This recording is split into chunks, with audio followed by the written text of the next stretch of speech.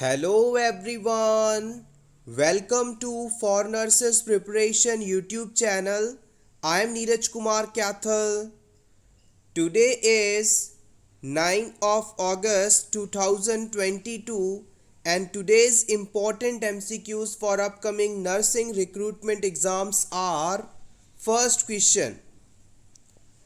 In India, Universal Immunization Program was launched in which year? Bharat में universal immunization programme किस वर्ष launch किया गया था? 1978 में, 1985 में, 1992 में, 1997 में? This question is very important for upcoming UPCHO exam.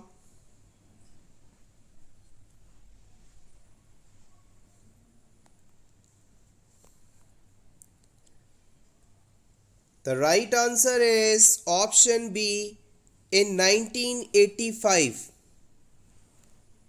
Bharat में यूनिवर्सल इम्यूनाइजेशन प्रोग्राम को 1985 में लॉन्च किया गया था।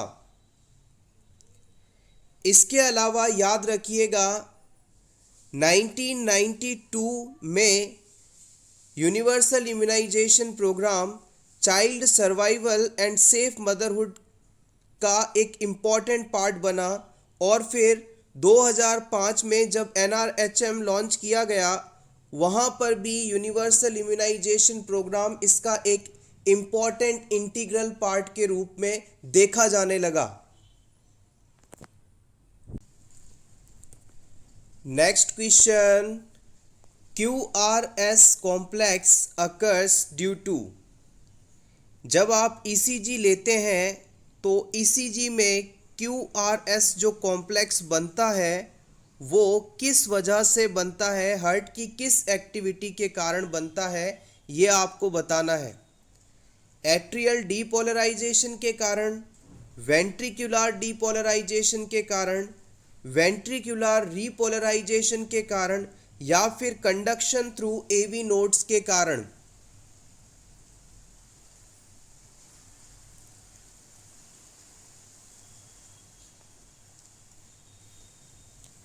The right answer is option B. हमने कल के वीडियो में डिस्कस किया था जब आप ECG लेते हैं तो ECG पेपर पर नॉर्मल ECG कुछ इस प्रकार से दिखाई देती है जिसमें सबसे पहली वेव होती है P वेव जो कि एट्रियल डीपोलराइजेशन को शो करती है। एट्रियल डीपोलराइजेशन का मतलब है हार्ट के अपर चैम्बर्स यानी एट्रियास का सिकुड़ना, डीपोलराइज होना, कॉन्ट्रैक्ट होना।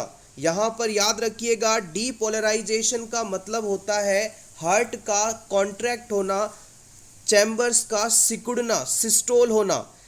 हमारे ऐसे नोड द्वारा जैसे ही इम्पल्स जनरेट किए गए ये इम्पल्सेस पूरे एट्रियम पर फैलते हैं और इन इम्पल्सेस के कारण हार्ट के दोनों अपर चैम्बर्स कॉन्ट्रैक्ट होते हैं और इनके कॉन्ट्रैक्शन के कारण अब ब्लड एट्रिया से वेंट्रिकल में मूव कर जाता है। जैसे ही एट्रिया में कॉन्ट्रैक्शन होता है P वेव देखने को मिलती है। अब ये कॉन्ट्रैक्शंस वेंट्रिकल एरिया में पहुंचते हैं और वेंट्रिकल एरिया में पहुंचकर यहाँ भी कॉन्ट्रैक्शन करवाते हैं।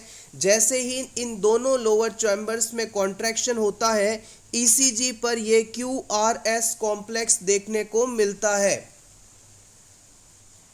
इन QRS कॉम्प्लेक्स में कॉन्ट्रैक्शन के कारण, इनके सिकुड़ने के कारण जो ब्लड है लेफ्ट वेंट्रिकल के कॉन्ट्रैक्शन के कारण एरोटा में मूव होता है, जबकि राइट वेंट्रिकल में कॉन्ट्रैक्शन के कारण पल्मोनरी आर्टरी में ब्लड मूव होता है। Next question, corpus cervix ratio up to 10 years of age. किसी वुमेन में यूट्रस की बॉडी यानी कॉर्पस और सर्विक्स की लंबाई का 10 साल तक की उम्र तक क्या रेशियो होता है ये आपको बताना है। 3:2, 2:1, 1:2, 3:1।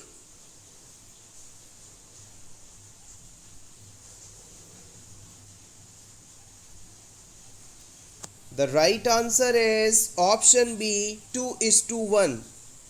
जैसे कि ये किसी फीमेल का यूट्रस है और इसकी उम्र लगभग 10 साल तक है, 10 साल से कम है। 10 साल तक यूट्रस की बॉडी, जिसे आप कॉर्पस के नाम से जानते हैं, इसकी लंबाई सर्विक्स की लंबाई की तुलना में लगभग 2 गुना होती है। यानी कि 10 साल की उम्र तक कॉर्पस की लंबाई लगभग 5 सेंटीमीटर होती है, 5 सेंटीमीटर्स। और जबकि सर्विक्स, जिसे नेक ऑफ यूट्रस के नाम से जानते हैं, ये 2.5 सेंटीमीटर के आसपास लंबा होता है। तो हम कह सकते हैं कि जो नॉर्मल कॉर्पस सर्विक्स रेशो है 10 साल की उम्र तक किसी फीमेल के अंदर 2:1 होता है। Next question, during Apgar scoring first parameter is used in. Apgar scoring system में फर्स्ट पैरामीटर कौन सा इस्तेमाल किया जाता है? रेस्पिरेशन, हार्ट रेट, रिफ्लेक्स या फिर एक्टिविटी?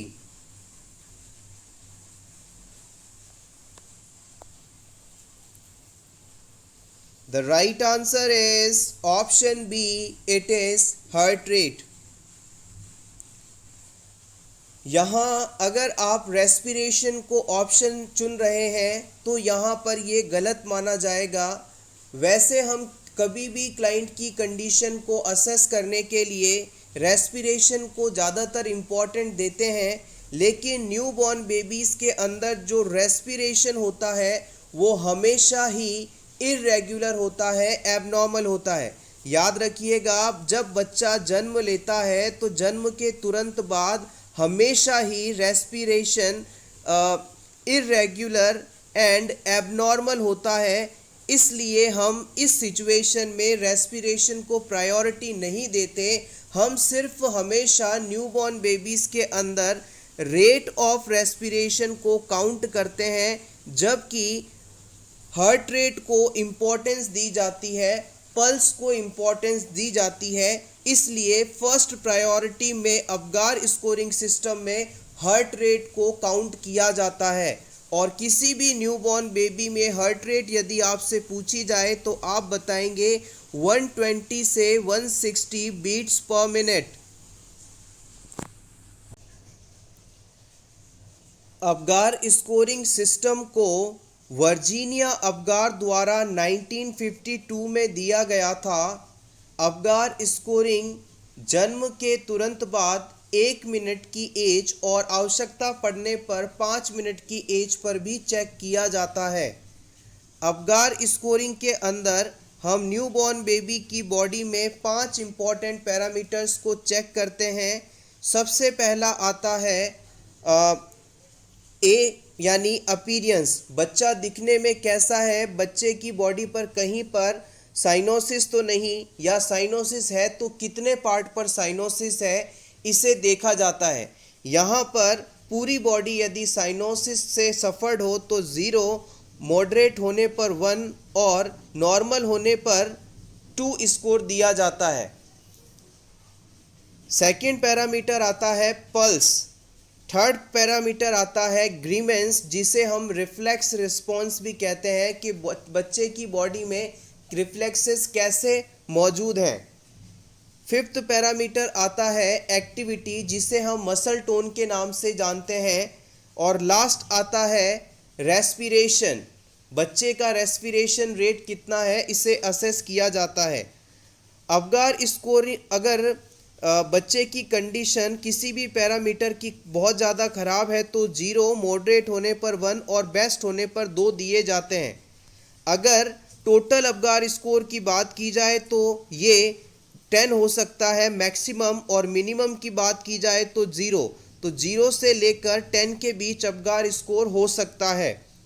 अगर किसी बच्चे के अंदर अबगार स्कोर 0 से 3 के बीच आता है तो इसका मतलब है इस बच्चे को तुरंत ही रिसस्टिटेट करने की आवश्यकता है। इसे तुरंत CPR और अदर मेडिकल हेल्प देनी चाहिए ताकि इसे बचाया जा सके।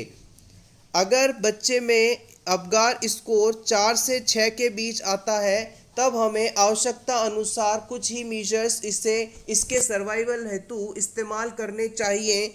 लेकिन अगर किसी बच्चे में अपगार स्कोर 7 से 10 के बीच आता है तो फिर इस बच्चे को किसी भी प्रकार की एक्स्ट्रा रिसस्टिटेशन हेल्प की आवश्यकता नहीं होती। न्यूबॉर्न बेबीज़ में जो भी रूटीन केयर्स होती हैं सिर्फ वही की जाती हैं।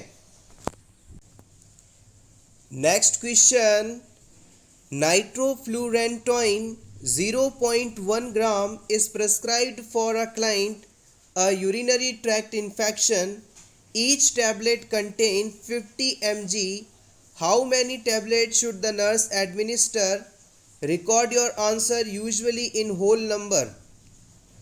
किसी यूरिनरी ट्रैक्ट इन्फेक्शन से सफरिंग पर्सन में डॉक्टर द्वारा नाइट्रोफ्लोरेशन टैबलेट ऑर्डर की गई है।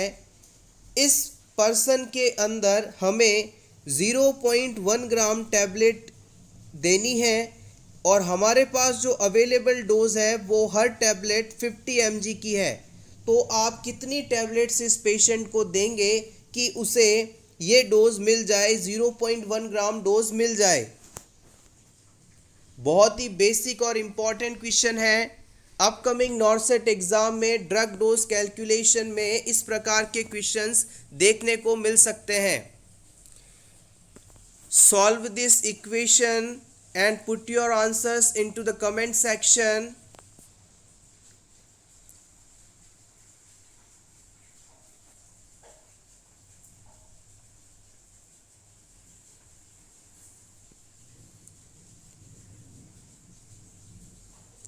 आइए इस क्वेश्चन को कैसे सॉल्व करना है जान लेते हैं। हम इस बात को जानते हैं कि किसी भी इक्वेशन को सॉल्व करने से पहले जो पीछे यूनिट्स होती हैं वो हमेशा सिमिलर होनी चाहिए, अदरवाइज़ हम इसे सॉल्व नहीं कर सकते। यहाँ पर पेशेंट को हमें 0.1 ग्राम डोज देना है जबकि हमारे पास 50 mg यानी 50 मिलीग्राम की टैबलेट अवेलेबल है। तो सबसे पहले हम इस ग्राम में अवेलेबल टैबलेट को मिलीग्राम में कन्वर्ट करेंगे। हम इस बात को जानते हैं कि 1 ग्राम के अंदर 1000 मिलीग्राम होते हैं। 1 ग्राम के अंदर 1000 मिलीग्राम होते हैं। 1 ग्राम इक्वल्स 1000 मिलीग्राम। अब हमें यहाँ पर 0.1 ग्राम दिया हुआ है, इसे अगर मिलीग्राम में कन्वर्ट करना है तो इसे हम 1000 से मल्टीप्लाई करेंगे और जब आप इसे सॉल्व करेंगे तो आपके पास आंसर आएगा 100 mg। आपके पास 100 mg आंसर आएगा। तो अब हम इस चीज़ को कह सकते हैं कि हमारे पास 50 mg पावर वाली टैबलेट अवेलेबल है और डॉक्टर ने 100 mg की टैबलेट देने के लिए कहा है। तो सिंपली यदि आप इसे सॉल्व करें तो अगर आप 50 mg की 2 टैबलेट्स दे देंगे तो पेशेंट को 100 mg डोज मिल जाएगा। लेकिन इसे हम फॉर्मूला के हिसाब से सॉल्व करें तो जो भी हमें डिज़ायर्ड अमाउंट ऑफ मेडिसिन चाहिए होता है उसे कैलकुलेट करने के लिए व्हाट वी हैव हमारे पास किस डोज की मेडिसिन अवेलेबल है, व्हाट वी वांट हमें क्या चाहिए, हमें चाहिए कि 100 mg डोज देनी है और हमारे पास 50 mg डोज अवेलेबल है। जब इस इक्वेशन को सॉल्व करेंगे तो 2 आंसर आएगा। इस प्रकार से आप इस क्वेश्चन को सॉल्व करेंगे। Hopefully this is clear. अब हम एग्ज़ाम में कई बार सेक्सुअली ट्रांसमिटेड डिजीज़ के कॉजेटिव ऑर्गेनिजम्स पूछ लिए जाते हैं, उसे रैपिडली हम रिवाइज करेंगे। सबसे पहले हम बात करेंगे LGV डिजीज़ की। LGV का फुल फॉर्म है लिम्फोग्रेन्युलोमा वेनेरम। ये एक सेक्सुअली ट्रांसमिटेड इन्फेक्शन है जो कि क्लेमाइडिया ट्रैकोमैटिस नामक बैक्टीरिया द्वारा फैलता है। नेक्स्ट आता है जेनाइटल एंड एनाल वार्ड्स। ये ह्यूमन पैपिलोमा वायरस द्वारा फैलते हैं। ह्यूमन पैपिलोमा वायरस का यदि प्रॉपर ट्रीटमेंट ना किया जाए तो इससे सर्विक्स कैंसर, वेजाइनल कैंसर होने की संभावना रहती है। Vaginitis disease, inflammation in vaginal area caused by Trichomonas vaginalis. Genital herpes caused by herpes simplex virus. Very important, gonorrhea caused by Neisseria gonorrhoeae. Next examiner का one of the favourite question जो कि previous exam में कई बार पूछा गया है, syphilis disease, ये treponema pallidum के द्वारा होता है। नेक्स्ट आता है chancroid, haemophilus ducreyi, vaginitis, candida albicans, it is a fungal infection. Next is hepatitis B virus, and the last is AIDS, human immunodeficiency virus. Acquired immunodeficiency syndrome is caused by HIV virus. HIV का full form है human immunodeficiency virus. आप चाहें तो इसका screenshot ले लें आपके revision के लिए। ये चीज़ें बेसिक हैं लेकिन कई बार पूछ ली जाती हैं।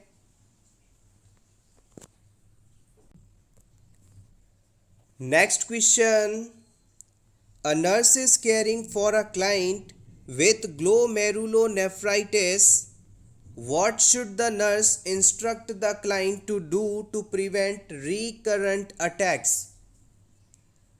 एक पेशेंट जिसे ग्लोमेरुलोनेफ्राइटिस डिजीज है, इस पेशेंट में ये कंडीशन दोबारा ना हो, इसे रोकने के लिए नर्स के द्वारा कौन सा इंस्ट्रक्शन दिया जाएगा? Option A, take showers instead of tub baths. इस पेशेंट को आप शावर लेने के लिए कहेंगे और टब बाथ को अवॉइड करने के लिए कहेंगे। Option two, continue the same restrictions on fluid intake. जैसा कि फ्लूइड इनटेक कम या नहीं करने का इंस्ट्रक्शन दिया गया था, उसे कंटिन्यू रखना है। Option three, avoid situation that involve physical activity. Patient को कम से कम फिजिकल एक्टिविटी करना है। Option D, seek early treatment for respiratory tract infection.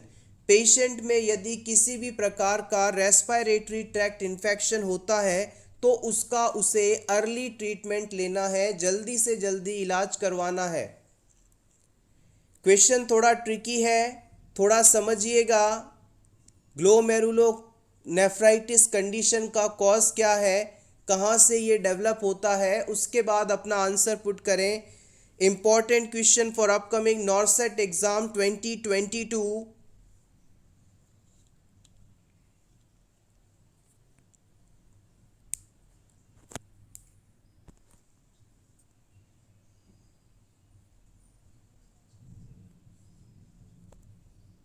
The right answer is option 4.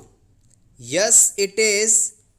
Respiratory tract infection होने के बाद इसका हमें तुरंत इलाज करवा लेना चाहिए ताकि ग्लोमेरुलोनेफ्राइटिस कंडीशन ना हो। अब आप सोच रहे होंगे कि रेस्पिरेटरी ट्रैक्ट का एक्सक्रीटरी सिस्टम से क्या रिलेशन है स्पेशली इन ग्लोमेरुलोनेफ्राइटिस कंडीशन। इस रैशनल को हम समझेंगे, लेकिन इससे पहले हम बात करते हैं कि एग्जैक्टली ग्लोमेरुलोनेफ्राइटिस कंडीशन होता क्या है। हमारी किडनी की स्ट्रक्चरल और फंक्शनल यूनिट है नेफ्रॉन। इस नेफ्रॉन के द्वारा ही ब्लड से फिल्ट्रेशन के थ्रू यूरिन प्रिपेयर किया जाता है, जो हमारी बॉडी में बन रहे नाइट्रोजनस वेस्ट को यूरिन के थ्रू एक्सक्रीट आउट करवाते हैं। इस नेफ्रॉन की स्ट्रक्चर की बात की जाए तो ये है बॉमन्स कैप्सूल, ये है प्रॉक्सिमल कॉन्वोल्यूटेड ट्यूब्यूल, ये है लूप ऑफ हेनले, फिर आता है डिस्टल कॉन्वोल्यूटेड ट्यूब्यूल और फिर आती है कलेक्टिंग डक्ट्स। यहाँ पर ये हैं एफरेंट आर्टरीज, यहाँ पर ये गुच्छे के रूप में मौजूद होती हैं और फिर ये आगे यहाँ से निकल जाती हैं।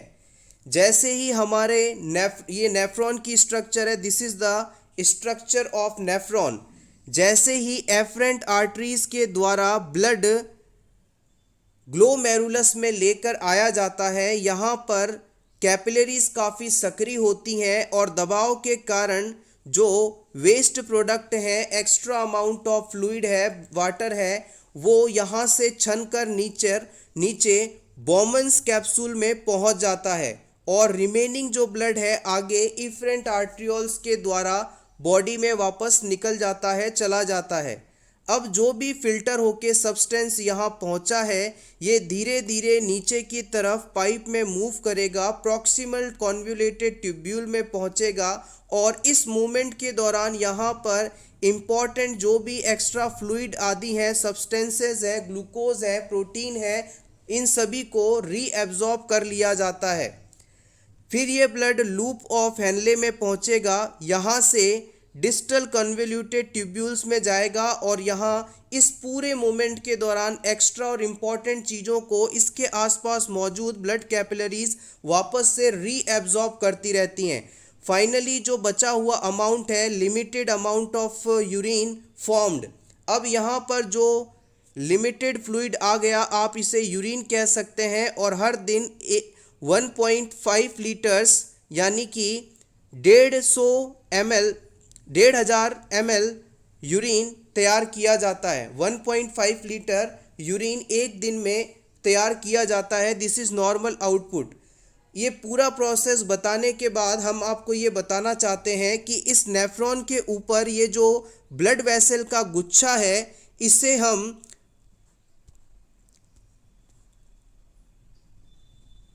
ग्लोमेरुलस के नाम से जानते हैं। यहाँ पर जो ब्लड ये एफरेंट आर्टरीज लेकर आ रही थी और यहाँ पर जो ये कैपिलरीज का गुच्छा था, जिनका डायमीटर कम होने के कारण यहाँ से ब्लड नीचे छनकर जा रहा था फ्लूइड, तो ये जो पार्ट है इसे हम ग्लोमेरुलस के नाम से जानते हैं, ग्लोमेरुलाई के नाम से जानते हैं।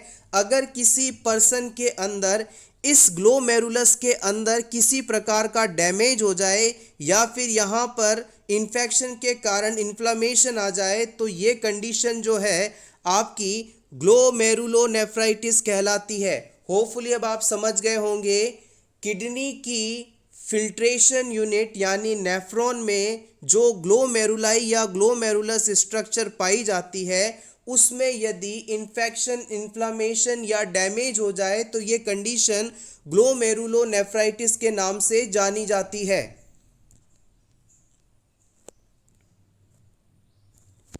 Glomerulonephritis is a kind of kidney disease. It involves damage to glomeruli, tiny filters inside the kidney. Kidney के अंदर जो फिल्टर यूनिट है, ग्लोमेरुलाई है, उसमें यदि कोई डिजीज़ हो जाए, वो डैमेज हो जाए, तो ये कंडीशन ग्लोमेरुलोनेफ्राइटिस कहलाती है। इसके अगर ये अचानक होता है यानी एक्यूट ग्लोमेरुलोनेफ्राइटिस होता है, तो इसका कारण स्ट्रेप थ्रोट माना जाता है, यानी कि गले में हुआ इन्फेक्शन, गले में या अपर रेस्पिरेटरी ट्रैक्ट में हुआ इन्फेक्शन ग्लोमेरुलोनेफ्राइटिस का सबसे बड़ा कारण बनता है। इसी वजह से इस क्वेश्चन के आंसर में हमने ऑप्शन 4 को सही माना था कि अगर पेशेंट में रेस्पिरेटरी ट्रैक्ट इन्फेक्शन होता है, अपर रेस्पिरेटरी ट्रैक्ट इन्फेक्शन होता है, तो उसे तुरंत ट्रीटमेंट ले लेना चाहिए। अगर पर्सन तुरंत ट्रीटमेंट नहीं लेगा तो ये इन्फेक्शन गले से निकलकर किडनी तक पहुंच सकता है और वहां जाकर नेफ्रॉन में ग्लोमेरुलाई को डैमेज कर सकता है और पर्सन को ग्लोमेरुलोनेफ्राइटिस कंडीशन हो सकती है।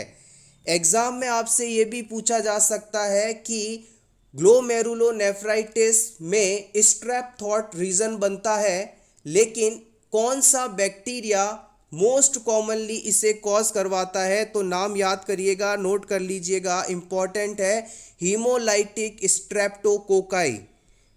Haemolytic streptococci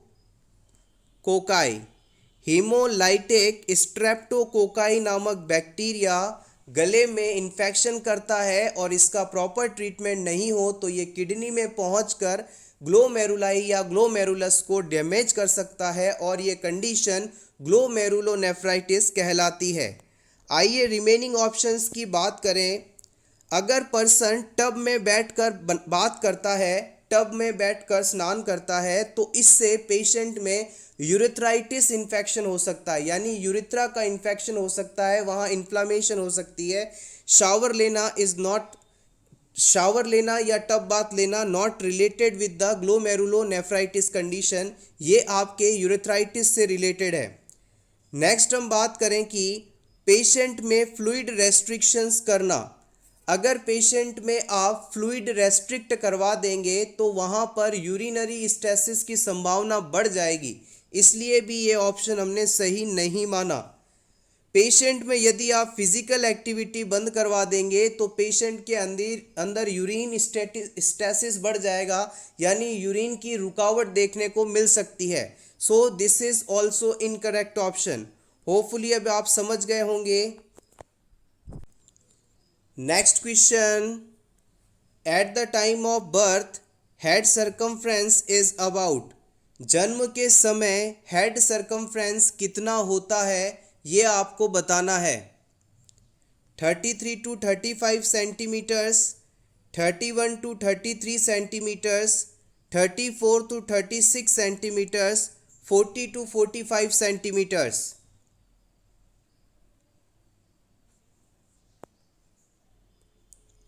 The right answer is option 1, 33 to 35 centimetres. देखिए, सर्कमफ्रेंस का मतलब होता है परिधि का माप। अगर किसी चीज़ जो कि गोलाकार स्ट्रक्चर की है, अगर आप किसी फीते को रखकर इसके चारों तरफ इसकी गोलाई को मापते हैं कि कितना गोल है ये, तो इसे आप सर्कमफ्रेंस मापना कहते हैं। किसी भी न्यूबॉर्न बेबी के सर के चारों तरफ अगर आप फीता रखकर मापते हैं तो जन्म के तुरंत बाद उसके सर की जो परिमाप है वो लगभग आपको 33 से 35 सेंटीमीटर्स की मिलती है। अगर एग्जामिनर एवरेज आपसे पूछे तो आप कह सकते हैं 34 सेंटीमीटर्स। इसके साथ ही यहाँ से चेस्ट सर्कमफ्रेंस के बारे में भी आपसे पूछा जा सकता है कि जन्म के समय at the time of birth chest area का सर्कमफ्रेंस कितना होता है, तो याद रखेंगे 31 से 33 सेंटीमीटर्स के बीच। एवरेज यदि पूछा जाए तो आप कहेंगे 32 centimetre. This is for chest and this is for head. जन्म के समय जो हेड का माप होता है वो चेस्ट की तुलना में ज़्यादा होता है, लेकिन 1 साल की उम्र के बाद चेस्ट का जो सर्कमफ्रेंस है, माप है, वो हेड की तुलना में ज़्यादा हो जाता है और फिर हमेशा आपका चेस्ट का सर्कमफ्रेंस हेड से ज़्यादा ही रहेगा। अगर आपसे पूछ लिया जाए कि किस उम्र पर हेड सर्कमफ्रेंस और चेस्ट सर्कमफ्रेंस इक्वल हो जाते हैं, तो आप बताएंगे 1 साल की उम्र पर। Head circumference and chest circumference become equals at 1 years of age. 1 साल का जब बच्चा हो जाता है तो उसके सर की गोलाई और चेस्ट की गोलाई या सर्कमफ्रेंस बराबर होती हैं। Next question, during chlorination of water the point at which the chlorine demand is met is called. जब पानी में हम पानी को प्योर करने हेतु क्लोरीन मिलाते हैं तो क्लोरीन की जितनी आवश्यकता है उतना क्लोरीन जैसे ही मिला दिया जाता है तो इससे हम क्या कहते हैं? Break point chlorination, super chlorination, contact period या chlorine demand.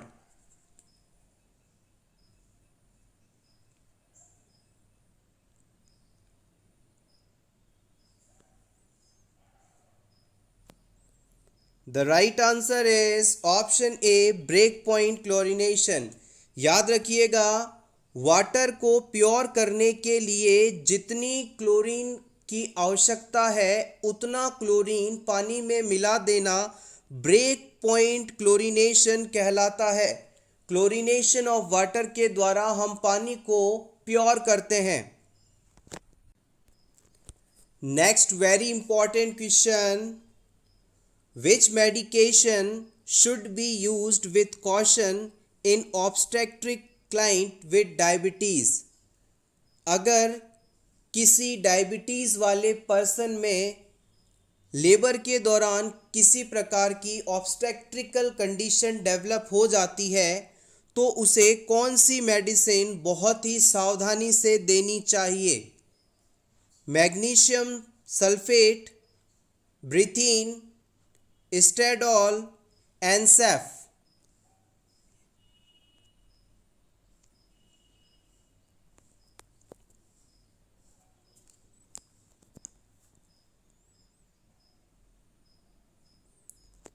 The right answer is option B, ब्रेथीन।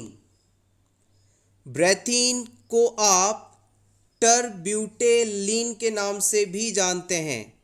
इसे आप टरब्यूटेलिन के नाम से भी जानते हैं। अब होपफुली आप इसे समझ गए होंगे।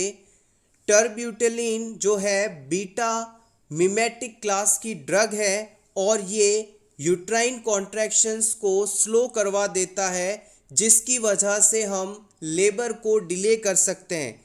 इसका उपयोग हम फॉर डिलेइंग लेबर, यानी कि हम अगर लेबर को थोड़ा डिलीवरी को हम थोड़ा पोस्टपोन करना चाहते हैं तो उस सिचुएशन में ब्रीथिन या टरब्यूटेलिन ड्रग का इस्तेमाल करते हैं। ये ड्रग डायबिटीज़ के पेशेंट को हम बहुत ही सावधानी से देते हैं क्योंकि ये मेडिसिन ब्लड ग्लूकोज लेवल को बढ़ा सकती हैं। ये दवाएं जो टरब्यूटेलिन है ये ब्लड ग्लूकोज लेवल को बढ़ा सकती हैं, इसलिए ऑब्स्टेट्रिक पेशेंट जिन्हें डायबिटीज़ है उनमें बहुत ही सावधानी से इस मेडिसिन को दिया जाता है। इसके अलावा आपने टरब्यूटेलिन का एक और यूज़ सुना होगा। जिन पेशेंट्स को अस्थमा, सीओपीडी, ब्रोंकाइटिस आदि होता है उनमें ये ड्रग ब्रोंकोडाइलेटर के रूप में इस्तेमाल की जाती है। टरब्यूटेलिन जो ड्रग है ब्रोंकोडाइलेटर कैटेगरी की भी मेडिसिन है और ये अस्थमा, सीओपीडी आदि पेशेंट में भी दी जाती है। आप चाहें तो इसका स्क्रीनशॉट ले लें। Next question, which muscles is helpful in changing the shape of eye lens? Eye lens की शेप को बदलने के लिए कौन से मसल्स हेल्पफुल माने जाते हैं? Round ligament, broad ligament, suspensory ligament या नन ऑफ दीज?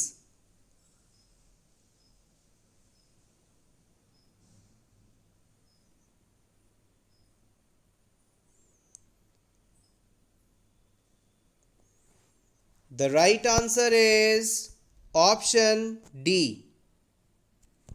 आइए इसे डायग्राम के थ्रू समझ लेते हैं। मान लीजिए ये आपकी आई है, यहाँ पर आपका लेंस लोकेटेड है, ये आपके लिगामेंट्स हैं,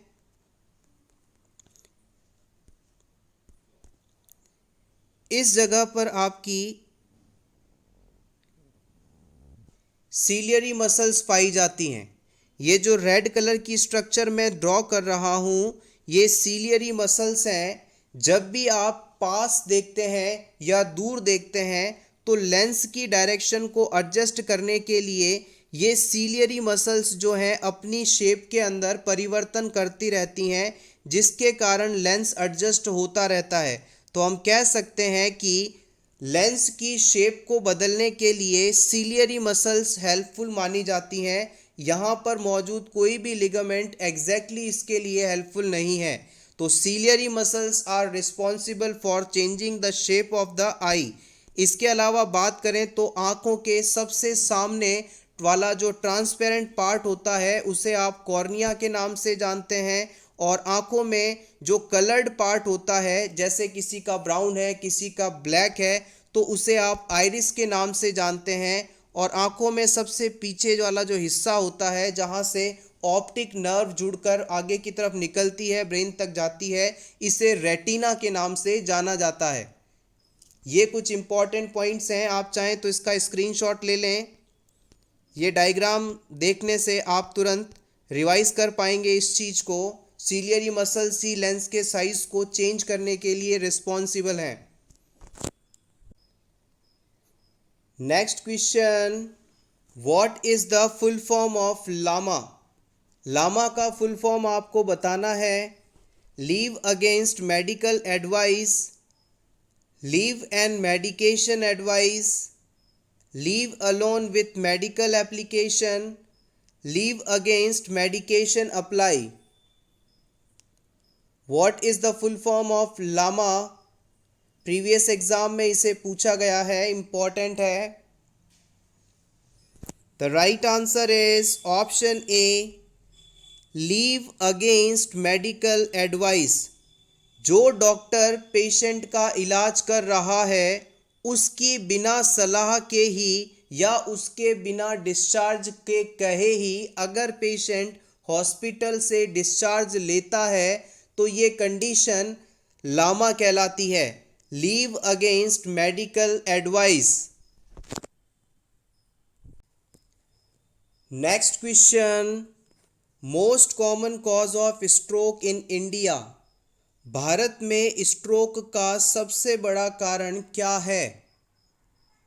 cerebral thrombosis, cerebral embolism, cerebral haemorrhage, subarachnoid haemorrhage.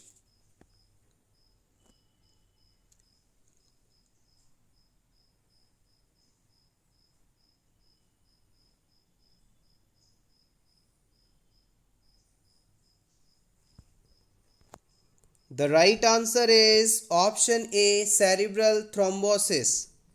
आइए इस चीज को समझ लें, इंपॉर्टेंट है। स्ट्रोक क्या है? मान लीजिए ये किसी पर्सन का ब्रेन है। स्ट्रोक के दो बड़े कारण होते हैं।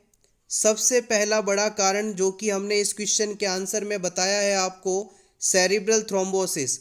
इस ब्रेन को ब्लड पहुंचाने वाली ब्लड वेसल में अगर किसी प्रकार का क्लॉट बन जाए, किसी प्रकार की रुकावट आ जाए, जिसके कारण अब ये ब्लड यहाँ से ब्रेन तक नहीं पहुँच पाए, यानी ब्रेन तक अब ना तो ब्लड पहुँच रहा है ना ऑक्सीजन पहुँच पा रही है, तो ब्रेन की सेल्स डेड होने लगेंगी, तो ये कंडीशन स्ट्रोक है। दूसरी कंडीशन डिस्कस की जाए। मान लीजिए किसी पर्सन का कोई एक्सीडेंट हो गया और एक्सीडेंट के कारण सर पर चोट लगी और ब्रेन तक ब्लड पहुंचाने वाली ये आर्टरी डैमेज हो गई। जैसे ही ये ब्लड वेसल डैमेज होगी, ब्लड जो है ब्रेन तक नहीं पहुंच पाएगा और पहले ही सारा ब्लड ब्रेन तक ब्लड पहुंचने से पहले ही बाहर निकल जाएगा, तो ब्रेन में अब ब्लड सप्लाई नहीं हो पा रही है, जिसके कारण यहाँ की सेल्स डेड हो जाएंगी। तो ये कंडीशन सेरिब्रल हैमरेज है और इसे ही हम स्ट्रोक कहते हैं। तो स्ट्रोक के हम सिंपली कहें तो दो बड़े कारण हमने डिस्कस कर लिए। पहला है सेरिब्रल थ्रोम्बोसिस, जिसमें ब्रेन की वह ब्लड वेसल जो कि ऑब्स्ट्रक्ट हो गई है, जिसके कारण ब्लड सप्लाई नहीं पहुंच पा रही और पर्सन में ब्रेन सेल डेड होने लगी हैं, स्ट्रोक कहलाता है। दूसरी वह कंडीशन पेशेंट में सर पर चोट लगी या पेशेंट की हाइपरटेंशन के कारण कोई ब्लड वेसल फट गई, जिसके कारण अब ब्रेन तक proper blood supply, oxygen supply, nutrients नहीं पहुंच पा रहे हैं, जिसके कारण वहां की सेल्स डेड होने लगी। तो ये कंडीशन भी स्ट्रोक ही है और सेरिब्रल हैमरेज इसका कारण है। तो आप समझ गए होंगे स्ट्रोक क्या है। स्ट्रोक को कई बार एग्जामिनर सीवीए के नाम से भी देता है। इसका फुल फॉर्म है सेरिब्रोवैस्कुलर एक्सीडेंट। स्ट्रोक कह दीजिए, सीवीए कह दीजिए, दोनों ही एक ही चीज है, cerebrovascular accident. Next question, solution used for evacuant enema. Evacuant enema में कौन सा सॉल्यूशन यूज किया जा सकता है? Soap and water, normal saline, tap water या फिर ये सभी?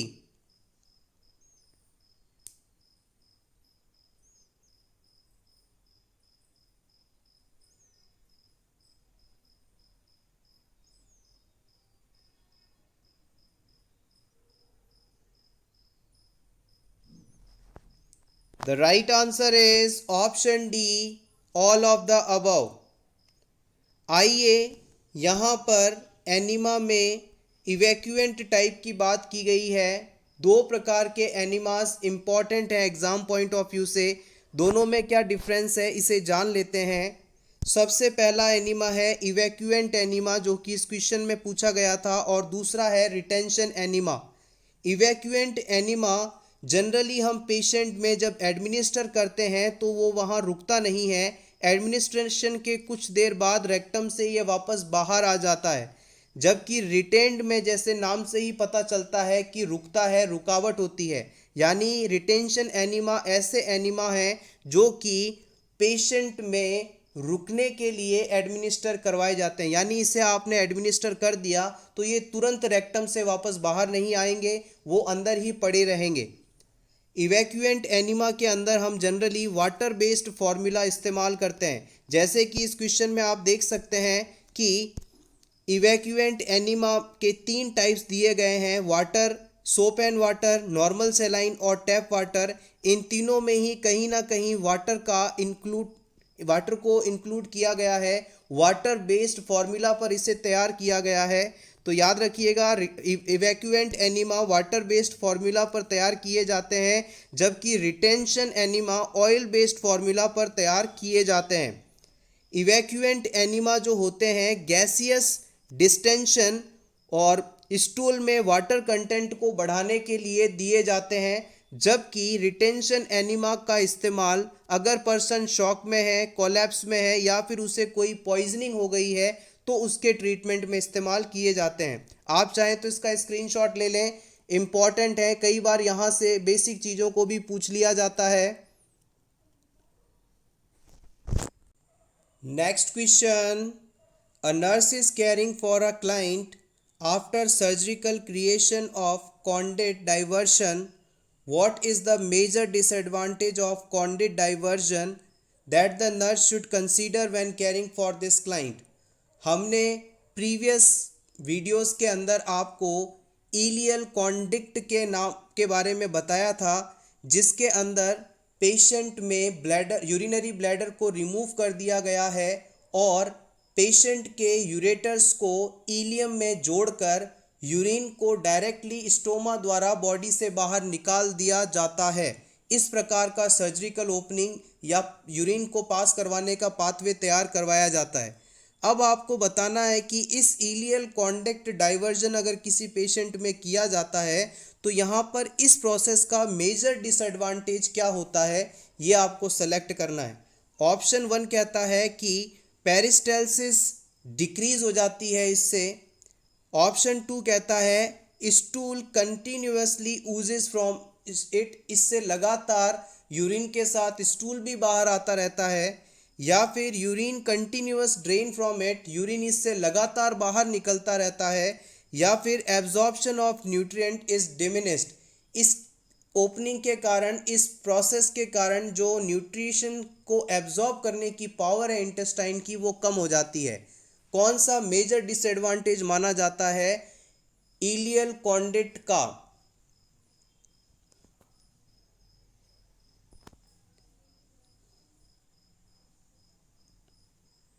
इस तरह के क्वेश्चंस आपको अपकमिंग नॉर्सेट एग्जाम में देखने को मिल सकते हैं। The right answer is option 3, urine continuously drain from it. देखिए, आपने जो यूरेटर्स हैं उन्हें डायरेक्टली इलियम से जोड़ दिया है और इस इलियम से ये बॉडी से बाहर ड्रेन आउट हो रहा है। ये किडनी है, ये यूरेटर्स हैं, ये इलियम है। Ilium is a part of small intestine. इससे लगातार यूरिन बाहर आता रहता है। ये सबसे बड़ा मेजर इशू माना जाता है इलियल कॉन्डक्ट का। इसके अलावा रिमेनिंग ऑप्शंस की यदि बात की जाए तो इस इंटेस्टाइन के पार्ट इलियम जिससे कि यूरेटर्स को जोड़ा गया है, वहाँ पर किसी भी प्रकार की नर्व सप्लाई नहीं होती, तो पेरिस्टालसिस मूवमेंट इस एरिया में नहीं देखने को मिलेंगी। इलियल कॉन्डक्ट के अंदर स्टूल नहीं पहुंचता, इसलिए स्टूल का यहाँ से बाहर आना पॉसिबल नहीं है। इलियल कॉन्डक्ट के अंदर स्मॉल इंटेस्टाइन का जो इलियम पार्ट लिया जाता है वो उसका एक छोटा सा टुकड़ा होता है जिसे यूरेटर से जोड़ा जाता है। यहाँ पर किसी भी प्रकार का स्टूल से कनेक्शन नहीं है। So option 2 incorrect. Directly intestine से कनेक्शन ना होने के कारण न्यूट्रिशन के एब्जॉर्बमेंट का कोई फंक्शन नहीं है। यहाँ पर न्यूट्रिशन का एब्जॉर्प्शन इलियल कॉन्डक्ट के बाद किसी भी प्रकार से प्रभावित नहीं होता। इलियल कॉन्डक्ट का सबसे बड़ा कॉम्प्लिकेशन यही है कि लगातार इस स्टोमा से यूरिन बॉडी से बाहर लॉस होता रहता है। Next question, lumbar vertebral disc herniation commonly in। Lumbar vertebral disc herniation किस लेवल पर सबसे ज़्यादा देखने को मिलता है ये आपको बताना है। L1 L2 L4 L5 S1 T3 T4 BL2 L3। किस लेवल ऑफ वर्टिब्रा में सबसे ज़्यादा लंबर वर्टिब्रल डिस्क हर्निएशन देखने को मिलता है।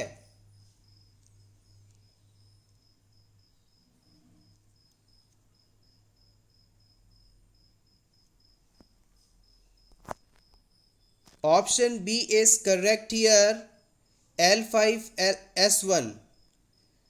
लंबर वर्टिब्रल डिस्क हर्निएशन कह दीजिए या फिर इसे आप कई बार स्लिप्ड डिस्क के नाम से भी जानते हैं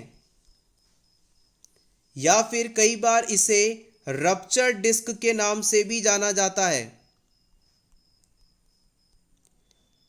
या फिर इसे आप कई बार हर्निएटेड डिस्क के नाम से भी जानते हैं। ये सभी नाम जो मैं आपको बता रहा हूँ ये सभी इम्पॉर्टेंट हैं और इस क्वेश्चन को किसी भी नाम से पूछा जा सकता है। आप चाहें तो इसका स्क्रीनशॉट ले लें। अब बात करते हैं कि ये स्लिप्ड डिस्क, रप्चर डिस्क या हर्निएटेड डिस्क जो कंडीशन है ये वर्टिब्रे कॉलम में किस एरिया में सबसे ज़्यादा होती है। तो याद रखिएगा दो सेगमेंट्स हैं L4 L5 के बीच और दूसरा आता है L5 S1 के बीच। इन दो एरियाज के अंदर सबसे ज़्यादा लंबर वर्टिब्रल डिस्क हर्निएशन देखने को मिलते हैं। Take screenshot. Lumbar vertebrae disc herniation condition के अंदर होता क्या है, मान लीजिए ये आपके वर्टिब्रास हैं। इन वर्टिब्रास को आपस में जोड़ने के लिए इनके बीच में एक सॉफ्ट टिश्यू स्ट्रक्चर पाई जाती है और इस टिश्यू स्ट्रक्चर का बीच का भाग जिसे न्यूक्लियस कहा जाता है खोखला होता है। अगर किसी वजह से इस सॉफ्ट पार्ट के अंदर हर्निएशन हो जाए, ये अपनी जगह से थोड़ा किसी डायरेक्शन में बढ़ जाए तो ये condition lumbar vertebral disc herniation के नाम से जानी जाती है। इस क्वेश्चन का आपको आंसर क्विकली देना है। The symptoms of severe dehydration in adult include all the following except.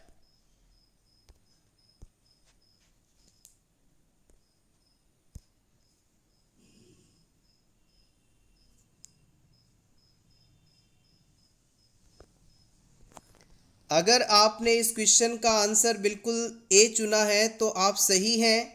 अगर इसके अलावा चुना है तो मुझे लगता है आप क्वेश्चन को जल्दबाजी में पूरा नहीं पढ़ पाए हैं।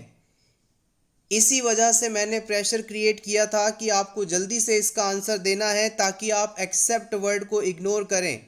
एग्ज़ाम में उस 3 घंटे में पूरे 200 क्वेश्चन करने का जो दबाव नॉर्सेट में आपके ऊपर होगा वहाँ पर कहीं ना कहीं ऐसे बड़े बड़े शब्दों को आप मिस कर जाएंगे और आपका 1 नंबर कम हो जाएगा। इसलिए याद रखें, पेपर को पूरा करने के लिए जितना टाइम आवश्यक है एग्जामिनर उसी हिसाब से पेपर तैयार करते हैं। बस आपकी तैयारी उस लेवल की होनी चाहिए। इसलिए हर क्वेश्चन को आप पूरा पढ़ें, समझें, सारे ऑप्शंस को रीड करें, एलिमिनेशन मेथड का इस्तेमाल करें और फिर उसे फाइनली सबमिट करें। यहाँ पर आपसे पूछा गया था कि अडल्ट में डिहाइड्रेशन होने पर सभी सिम्टम्स देखने को मिलते हैं एक्सेप्ट, तो इसका आंसर आएगा ए। जब कभी भी पर्सन को डिहाइड्रेशन होगा तो उसमें थ्रस्ट बढ़ जाएगी ना कि घट जाएगी। Next question, Which of the following is likely to increase the risk of sexually transmitted disease? Sexually transmitted disease या सेक्सुअली ट्रांसमिटेड इन्फेक्शन के होने का रिस्क किस कंडीशन में बढ़ जाता है? अल्कोहल यूज़ करने से, certain type of sexual practice के इस्तेमाल से, ओरल कॉन्ट्रासेप्टिव्स के इस्तेमाल से, या फिर इन सभी के द्वारा?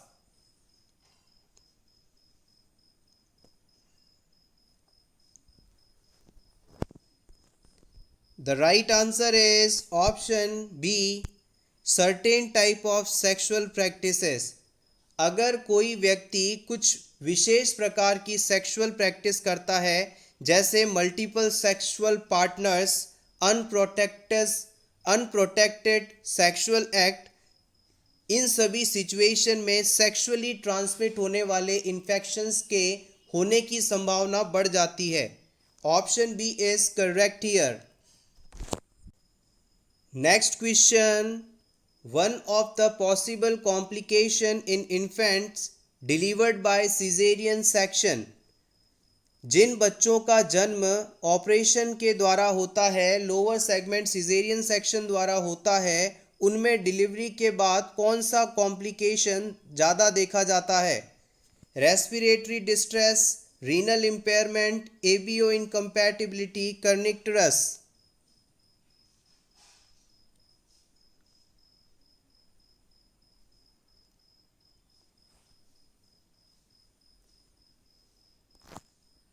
The right answer is option A, respiratory distress. याद रखिएगा, वेजाइनल डिलीवरी के थ्रू जन्म लेने के एक बार फिर से रिपीट करते हैं, सॉरी. जिन बच्चों का जन्म नॉर्मल वेजाइनल डिलीवरी के थ्रू होता है, उनके कंपेयर में यदि सिजेरियन सेक्शन के थ्रू जन्म लेने वाले बच्चों में देखा जाए तो रेस्पिरेटरी डिस्ट्रेस यानी सांस लेने में दिक्कत आने की संभावना ज़्यादा देखी जाती है. Respiratory distress found more in children who have taken birth with cesarean section as compared to normally vaginal delivered children. Next question. In which postpartum client should nurse conclude that methyl ergonovine malate is contraindicated? methyl ergonovine malate किस postpartum client को नहीं दी जा सकती, Contra indicated है? Option A, ऐसा client जिसका blood pressure 120/60 हो. Option B, ऐसा पेशेंट जिसकी हार्ट रेट 60 हो. ऑप्शन सी, ऐसा पेशेंट जिसमें ब्लड प्रेशर 140/100 हो. ऑप्शन डी, ऐसा क्लाइंट जिसमें रेस्पिरेशन रेट 12 हो.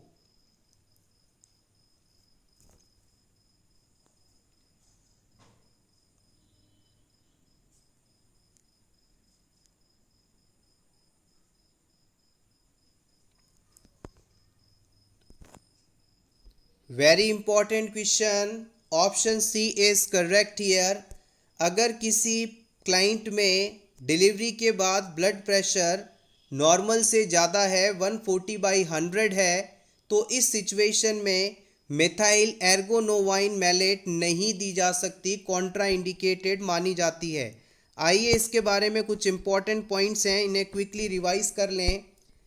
मेथाइल एर्गोमेट्रिन या इसे आप मेथाइल एर्गोनोवाइन के नाम से भी जानते हैं. ये दोनों ही नाम एक ही मेडिसिन के हैं, और इसके अलावा जो कि ज़्यादातर आप पढ़ते हैं मेथार्जिन, ये इन मेडिसिन का ब्रांड नेम है. यानी मार्केट में मेथाइल एर्गोमेट्रिन जो मेडिसिन है वो मेथार्जिन नाम से आपको मिलती है. ये मेडिसिन एर्गोलाइन और लाइसरगेमाइड ग्रुप से बिलोंग करती है, और ऑब्स्टेट्रिक कंडीशंस में यानी डिलीवरी के दौरान आने वाली कॉम्प्लिकेशंस को ट्रीट करने में ऑक्सीटॉक्सिन की जगह इस्तेमाल की जा सकती हैं. मेथाइल एर्गोमेट्रिन जो मेडिसिन है ये यूट्रस के स्मूथ मसल्स को कॉन्ट्रैक्ट करवाती हैं, जिससे कि कॉन्ट्रैक्शंस होते हैं. यूट्रस में यदि आपको कॉन्ट्रैक्शंस करवाने हैं तो वहाँ पर मिथाइल एर्गोमेट्रिन दी जाती है। इस मेडिसिन के इस्तेमाल की यदि बात की जाए तो डिलीवरी होने के बाद अगर वुमेन में पोस्टपार्टम ब्लीडिंग हो रही है, बहुत ज़्यादा ब्लीडिंग हो रही है, तो उसे रोकने के लिए किया जा सकता है। अगर किसी वुमेन में आपको एबॉर्शन करवाना है तो वहाँ पर मेथाइल एर्गोनोवाइन मेडिसिन इस्तेमाल की जा सकती है। इसके अलावा डिलीवरी के बाद अगर यूट्रस में प्लेसेंटा के टुकड़े रह गए हैं जिससे ब्लीडिंग होने की संभावना है, तो उन टुकड़ों को निकालने के लिए भी हम मेथाइल एर्गोनोवाइन का इस्तेमाल कर सकते हैं। मेथाइल एर्गोमेट्रिन याद रखिएगा 2 कंडीशन में कॉन्ट्रा इंडिकेटेड मानी जाती है। अगर किसी वुमेन को हाइपरटेंशन है या अगर वुमेन प्री एक्लेम्शिया कंडीशन में है। प्री एक्लेम्शिया होने पर या हाई बीपी होने पर इस मेडिसिन को हम कभी भी पेशेंट में नहीं देते, क्योंकि इसे देने के बाद और ज़्यादा ब्लड प्रेशर बढ़ सकता है और किसी बड़े कॉम्प्लिकेशन की शुरुआत हो सकती है। तो याद रखें, hypertension and pre eclampsia 2 important conditions are there in which ergometrin is contraindicated. Next question, which committee is known as the Committee on Integration of Health Services? Health services का इंटीग्रेशन करने हेतु, उन्हें जोड़ने हेतु कौन सी कमेटी बनाई गई थी, ये आपको बताना है। Kartar Singh committee, Jungalwalla committee, Mukherjee committee या फिर चड्ढा कमेटी।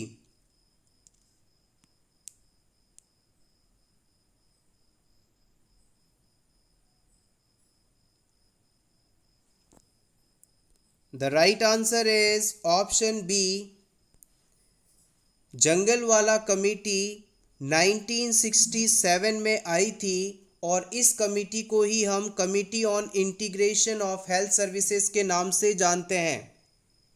इस कमेटी के चेयरपर्सन थे डॉक्टर एन जंगलवाला और उसके बाद director of national institute of health administration and education, जिसे आप करंटली NIHFW के नाम से जानते हैं, उनके द्वारा हेड की जा रही है। सो एवरीवन, ये था हमारा आज का वीडियो। होपफुली आपको आज का कंटेंट अच्छा लगा होगा। अगर आपको आज का ये वीडियो अच्छा लगा हो तो प्लीज़ वीडियो को लाइक कर दीजिएगा और इसी तरह के और वीडियोस देखने के लिए for nurses preparation YouTube channel को ज़रूर सब्सक्राइब करें और for nurses preparation Telegram channel को ज़रूर ज्वाइन करें। वहाँ पर आपकी प्रैक्टिस के लिए काफ़ी सारा कंटेंट अवेलेबल है, ज़रूर चेक करें इसे। टेलीग्राम चैनल का लिंक आपको इस वीडियो के डिस्क्रिप्शन बॉक्स में मिल जाएगा। Thank you so much, best of luck.